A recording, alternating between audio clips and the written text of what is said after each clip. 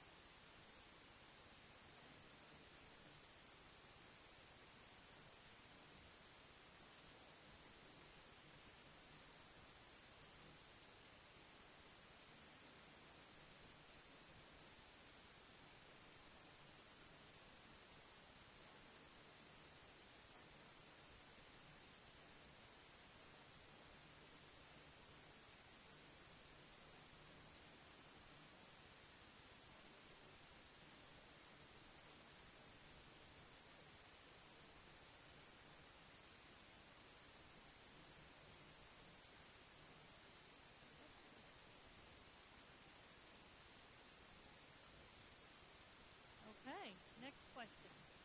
What do you consider is one of the most important character-building tools that students should learn in school? Do you believe our current curriculum supports that development?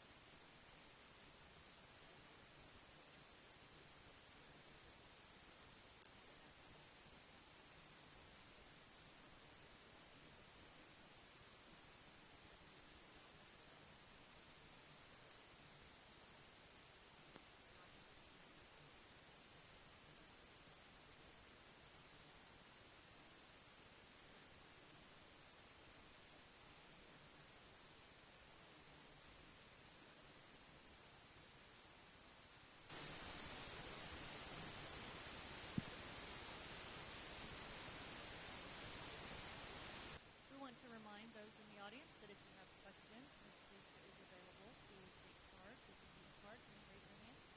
If anyone, we're cruising right along at a very nice pace. The next question is, local employers are concerned about students graduating from high school being work ready. What are some ways the school district could collaborate with employers and community organizations to resolve this?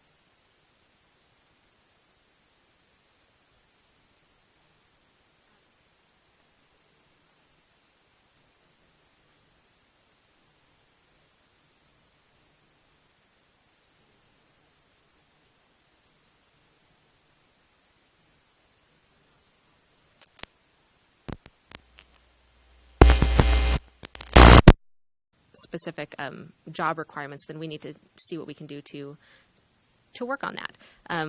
We have a lot of things going. I know that we have a new technology center going and that kind of thing. We need to work with that and make our students, or at least give them the availability, the opportunity to go from there and to know what they're stepping into outside of high school, especially if college isn't that next step for them. Was there a twofold to that, or did I cover? Just how can you collaborate with employers and community? I was saying, yeah, it's really just. Yeah. I agree with Megan. Communication. We need to communicate with the community. What are you looking for? We can also, soft skills out there are, you can find lists all day on the internet of what employers are looking for. Again, that we can help with that by teaching it in our schools, teaching these skills. A lot of those skills will come from character. Our Field Kinley Technical Academy, also with our project-based learning, will address some of that. We are trying to work with the community and find out what they need so we can prepare each student for college or career. Not everyone will choose college, so we want to have them ready for a career then. prepared to go out into the world and be responsible citizens when they leave us. Well, Ms. Trudy, you've introduced the next question. Another issue facing our local employers is employee soft skills. So how would you specifically see the schools playing a role in developing those skills of our future leaders? And I believe you're first. Well, with the communication, we can find out from employers in our community what are the students coming from our district lacking, and then meet those skills. Because when I'm visiting with people, I realize you can hire a 4.0 graduate, but if they don't have character, number one, and they can't communicate, or they don't have the ability to think critically, they're not going to be high on your list for employment. You want someone you can trust, someone who's trainable.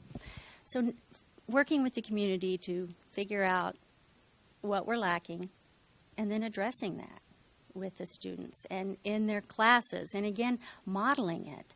And I think we are working to do that. I'm going to continue on with what Trudy said. To the next step a little bit is to make the assignments and assessments that we give our students real life applications of doing teamwork type things where they have to actually create something or get up and give a presentation of some sort and learn those skills and make sure that they have those skills so that when they go on they are ready. All right. Well, we're going to switch gears for a little bit here and ask maybe a simple question.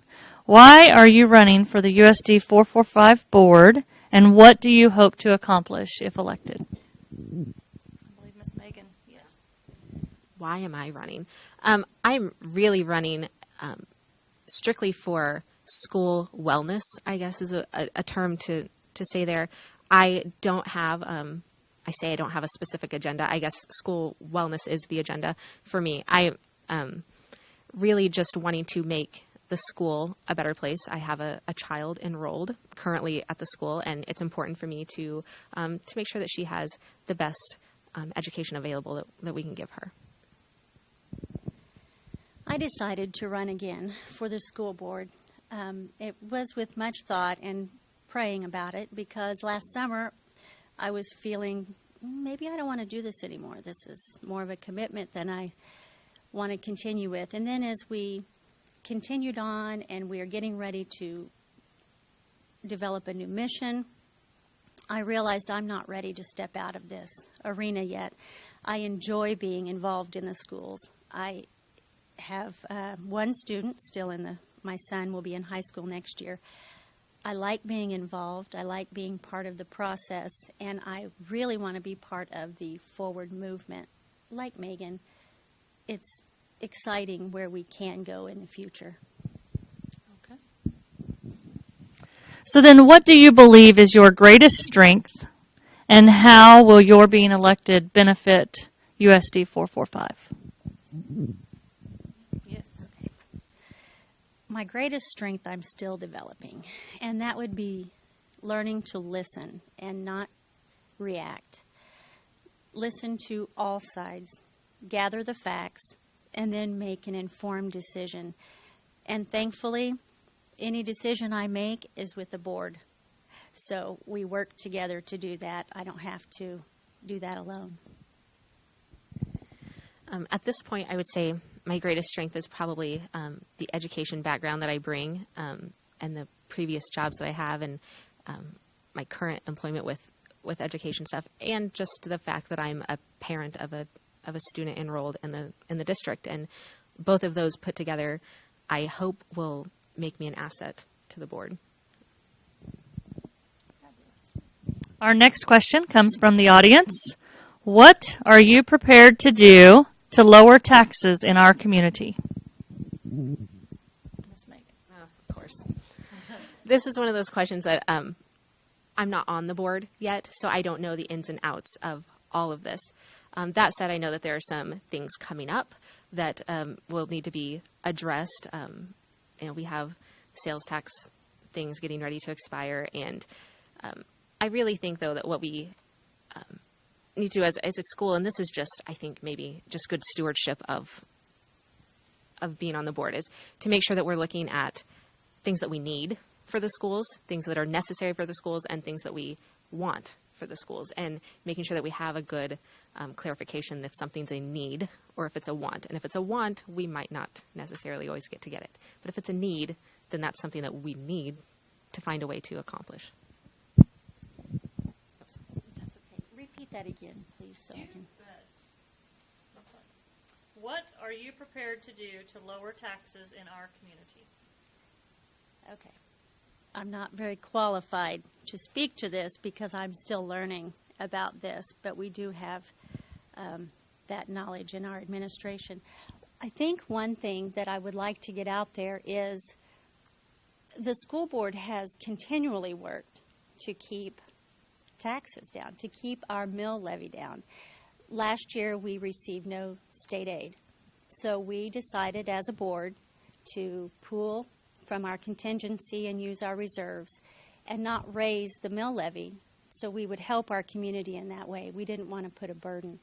We haven't had to raise the mill levy in, I believe, 7 years. I could be wrong about that. But we are working to do that all the time. We continually work to be good stewards with the money that we have been given to do that with. So I think we are always work to keep that tax burden down. And our next question comes from the audience. Coffeyville has a high percentage of at-risk students. Do you have ideas about ways these students can have an enriching educational experience? And you're up first. Okay. Repeat that one more time. You bet. Coffeyville has a high percentage of at-risk students. Do you have ideas about ways these students can have an enriching educational experience? Okay, the thing I'm going to focus on for this is our Early Learning Center. We have a fabulous Early Learning Center in Coffeyville. It's something that people around the state look at as an example to maybe have in their community. So we can give students who may be, what was the term you used? High risk, although we include all students, give them a great start to their education. It is great. If you've never been there, you should go get a tour. These students come, they eat breakfast, they have lunch as a family. They learn, they brush their teeth, they just learn all kinds of wellness. The classes are great. They have a fabulous gym. They learn to love education at an early age, and they learn the importance of education at an early age. And then we can carry that on through the elementary and junior high and high school. I didn't really answer all You're of it. fine. Can you, one more time, sorry. You bet. Coffeyville has a high percentage of at-risk students. Do you have ideas about ways these students can have an enriching educational experience? That was I don't know that I have any brilliant ideas on that. I can tell you that we're doing well right now is extending from the ELC is, we have like the Boys and Girls Club program that we utilize, and they do amazing things with the kids in our schools. And I know that there are other programs out there that are, finding ways to include their families, and which I think that's a lot of it, is finding a way to engage their parents or their parental figure, whoever that might be. If we can get parents involved or guardians involved, then I think we have a lot better chance of keeping the students involved and active. Okay. Next question. What USD 445 issues are your current priorities and concerns to address if elected to serve on the school board?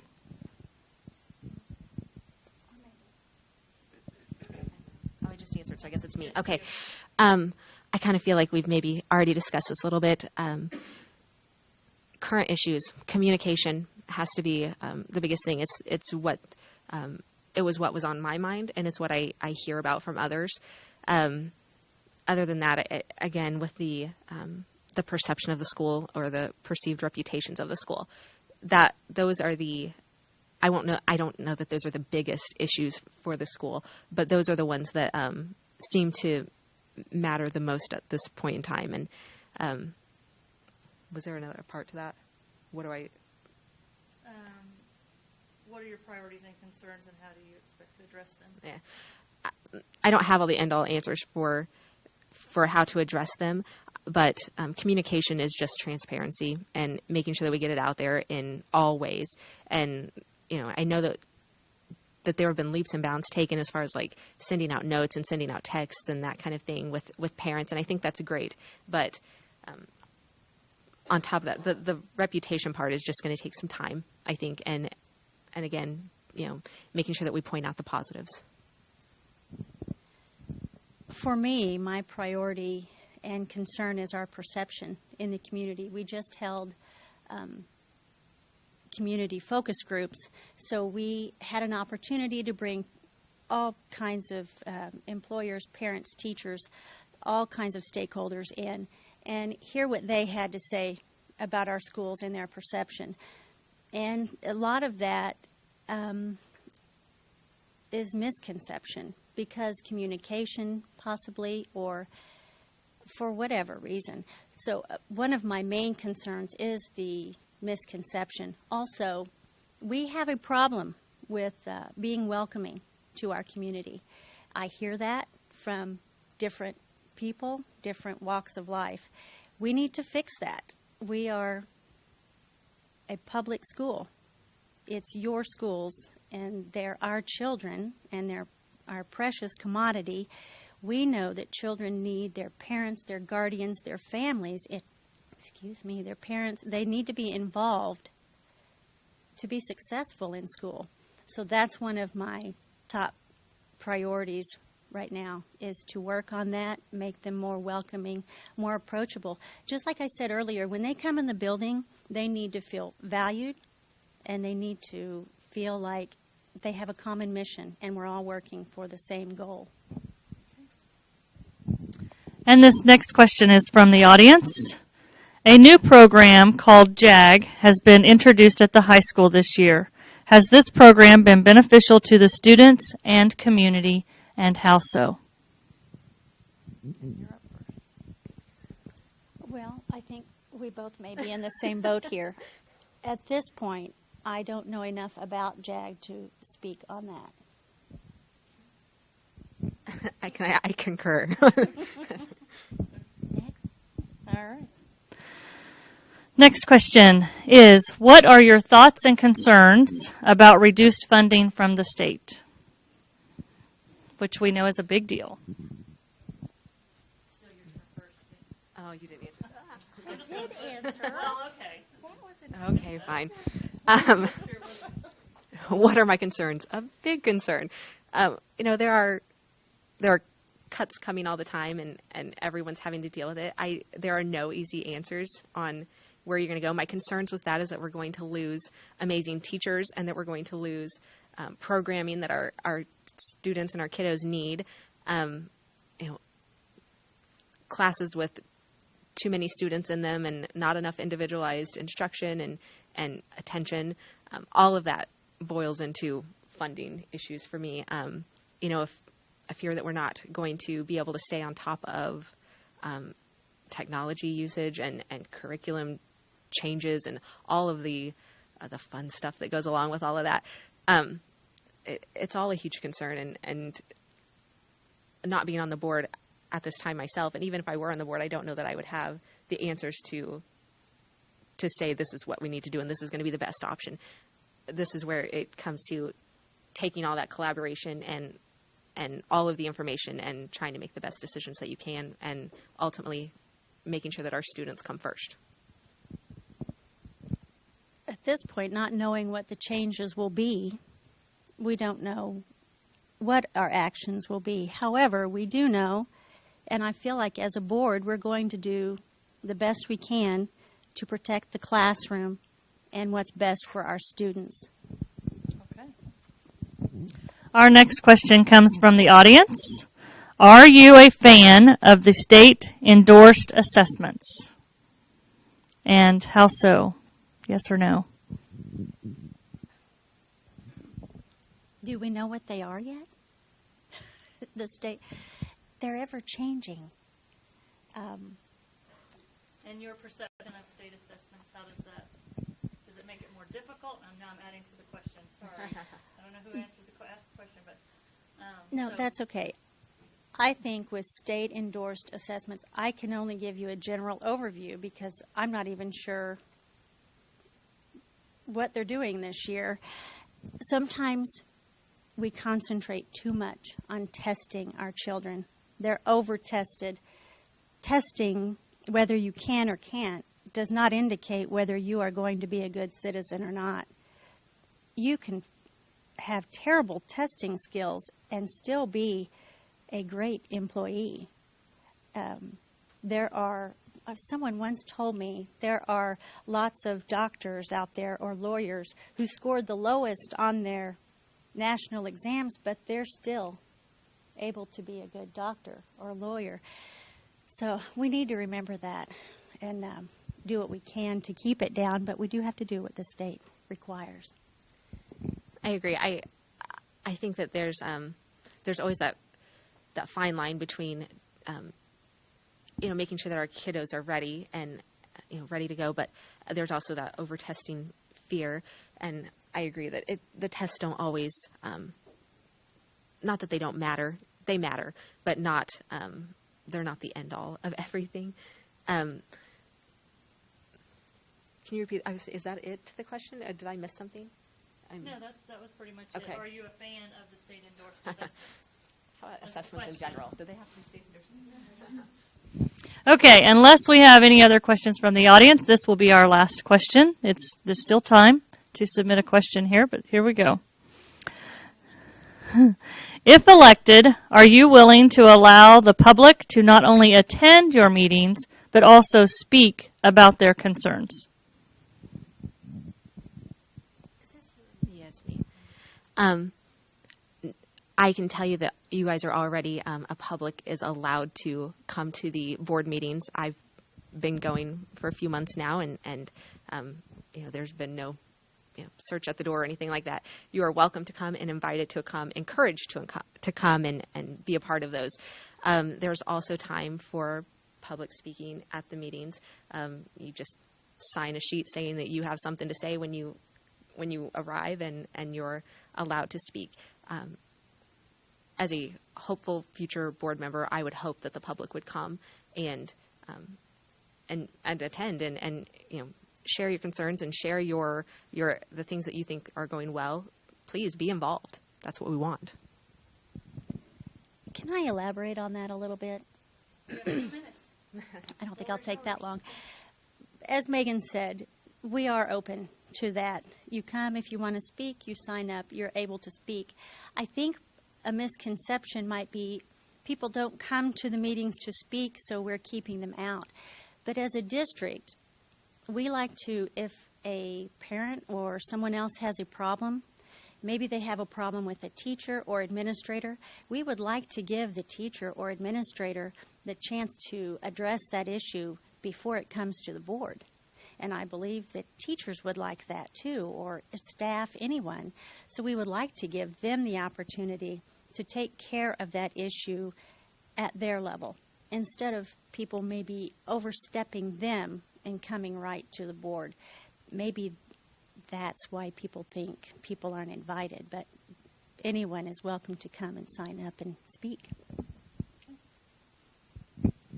Okay, well, that concludes our questions, and so now we will allow each candidate a 2-minute closing remarks. They can say what they wish for their next 2 minutes. The floor is theirs. Yes, you're first. Well, thank you for this opportunity to do this, and I am looking forward to, if elected, with working with our board that will be there and with Megan. I do believe Megan will be an asset to the board, and I think we can keep moving in a positive direction. Short and sweet. Along with the same lines, I'm excited about the possibility of working with this board and making sure that we're doing the best that we can for our students and for our parents and our staff and faculty, all of them. I think that things are going well, and those areas of improvement are things that we can work on, and we will work on those. And I think that that it'll be a good coming in the next few years. Okay. Well, on behalf of the Coffeyville Area Chamber of Commerce, we would like to thank each of you for coming out today to be part of our USD 445 Candidate Forum. We encourage you to be informed as you're voting, as you're preparing to vote. And if you have questions, I'm sure each of the candidates would be around for a few more minutes to ask some questions. And we want to make sure that we remember to thank our sponsors. So we listed those at the beginning of the forum, and if you know someone that works there or is there, then please be sure to tell them thank you for their support for making this possible today. So thank you for coming, and this will conclude our Candidate 445 forum.